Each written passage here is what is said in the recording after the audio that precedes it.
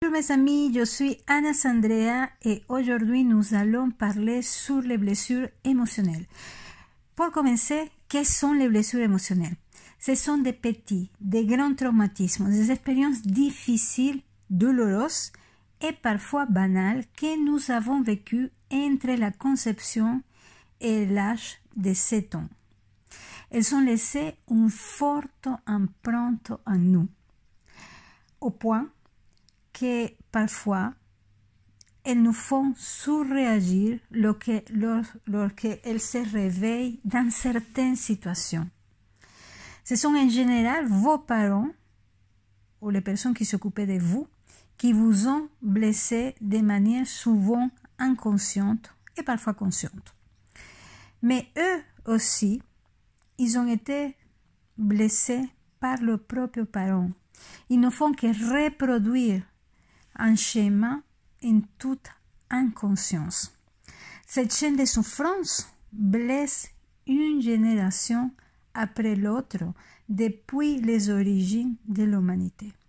Alors, quelques exemples de blessures: abandonner un enfant, la maltraitance, le manque d'allaitement, la séparation de nos parents peut aussi créer ça, des parents contrôleurs, etc. Plein de situations peuvent créer des blessures. Il y a certaines personnes qui pensent que c'est seulement les gens qui ont vécu des grandes blessures, abus, maltraitance, etc., qui sont blessés. Mais en réalité, nous sommes tous blessés à des niveaux bien évidemment différents. Alors, quels sont les effets des blessures émotionnelles? Mais avant de vous dire, j'aimerais que si ce sujet vous intéresse, de vraiment me offrir un like, parce que comme ça, beaucoup de gens vont pouvoir voir cette vidéo. Alors, les effets des blessures émotionnelles sont nombreux et différents selon les individus. Et voici quelques-uns. Le premier, c'est la déformation de la réalité. Quand vous êtes sous l'emprise de vos blessures, vous êtes en mode automatique.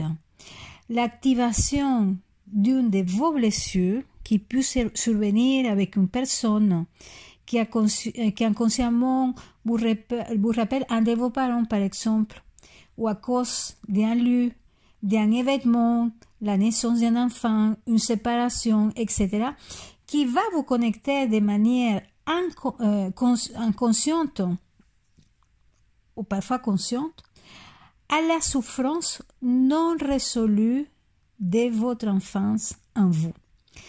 Cette activation se fait au niveau du cerveau reptilien, le cerveau des instincts, de la survie.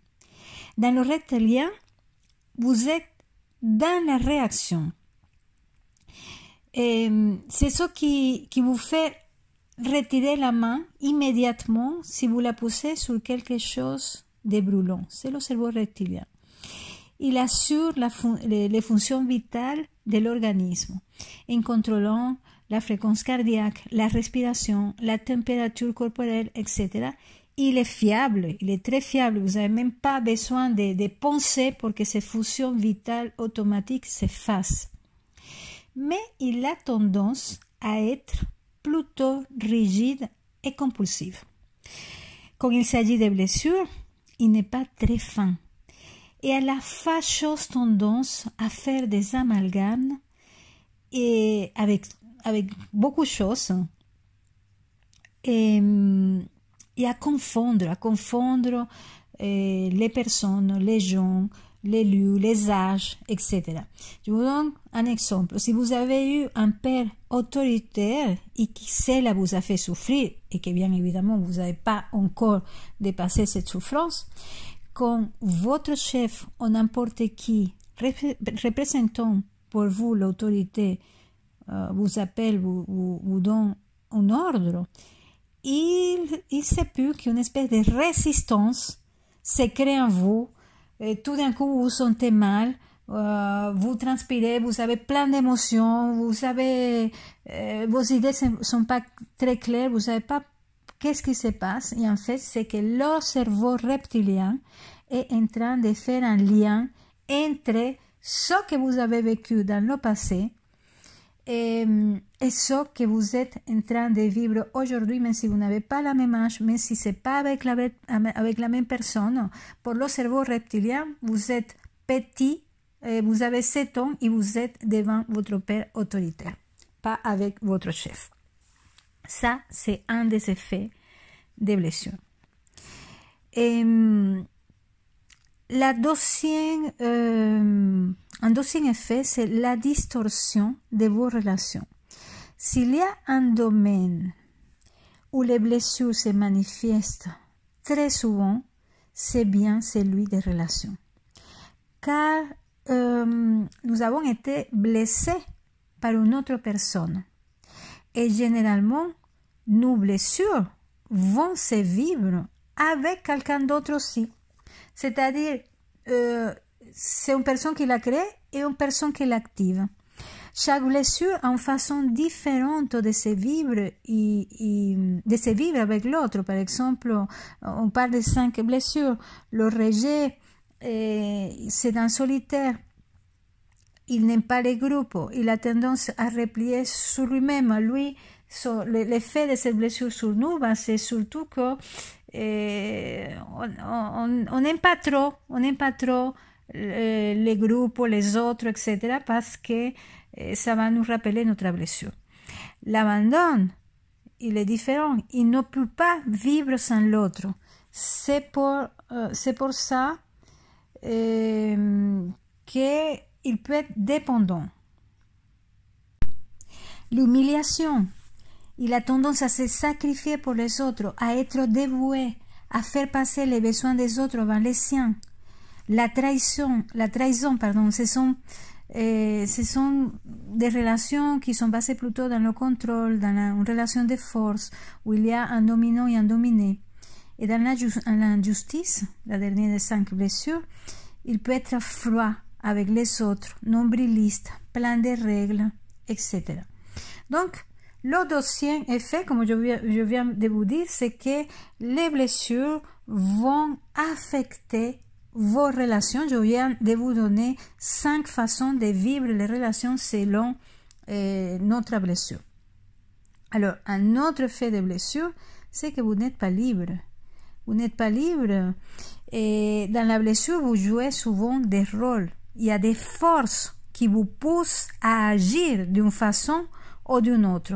C'est-à-dire que quand vous êtes sous l'emprise de vos blessures, chose qui arrive plus souvent que vous pouvez l'imaginer, en fait, c'est pas vous qui prenez les décisions, c'est pas vous qui répondez, c'est pas vous qui pensez, c'est la blessure qui pense, qui agit, qui décide à votre place. Et ça, c'est très, très important parce que ça peut vraiment vous éviter des problèmes, des sous-réactions dans certaines situations et avec certaines personnes. Quand vous savez que vous n'êtes pas libre, quand vous pouvez identifier que vous êtes sous le contrôle d'une de vos blessures, vous avez peut-être la chance de pouvoir prendre distance et vous dire que vous pouvez réagir différemment parce que les blessures nous montrent une façon de penser, d'agir, de décider, mais sachez que vous pouvez le faire différent aussi. Alors, un 4e effet, c'est que vous déconnectez, quand vous êtes connecté à vos blessures, vous êtes déconnecté de vos véritables ressources. Je vous explique. C'est que les blessures vont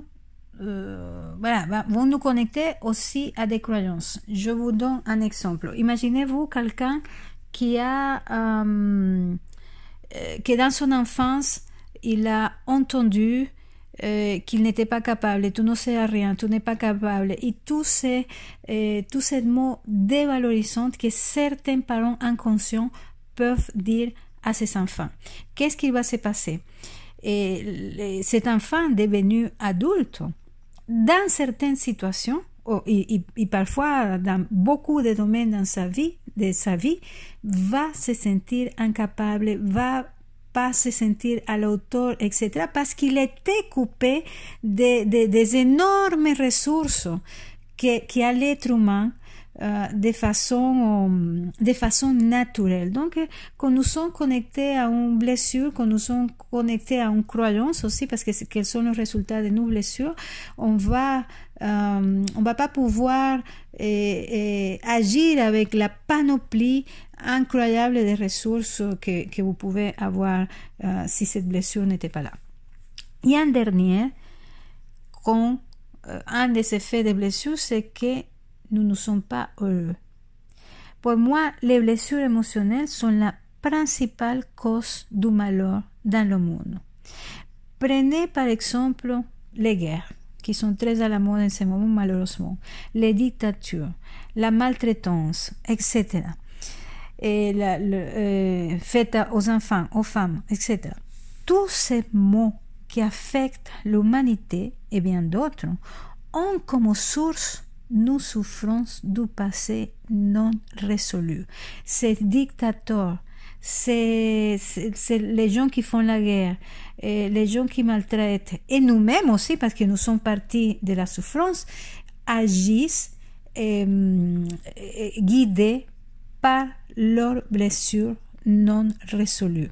Je suis sûre que si l'humanité entière commence à faire un travail sur ces blessures, en une génération, nous vivrons dans une planète totalement différente à celui que nous sommes en train de vivre aujourd'hui. J'aimerais faire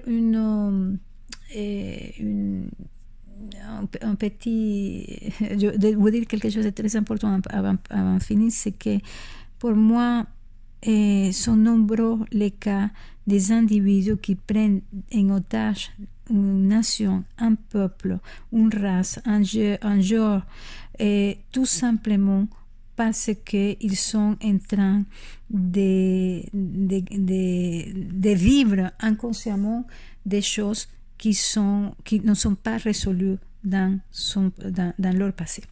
Voilà, j'espère que ça vous a aidé. Laissez-moi des commentaires de comment ça résonne en vous, s'il y a un des effets dans lesquels vous reconnaissez. Et aussi, n'oubliez pas de vous souscrire à la chaîne pour recevoir tous les podcasts que je fais une fois par semaine. À très bientôt.